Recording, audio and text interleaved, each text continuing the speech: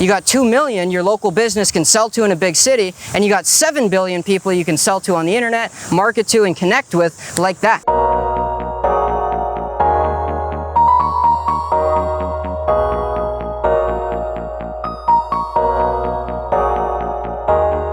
Why do I insist that online businesses and the 6-step success system are the greatest investments of all time?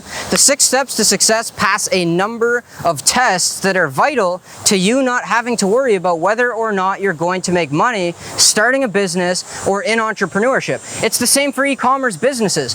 First, an e-commerce business are very beginner friendly. They don't cost too much to start, simple process to grow big, the scale of them that they can reach is unmatched, and the cost of delivering the value that you're selling is almost zero, and your business's profit margins are going to be through the roof.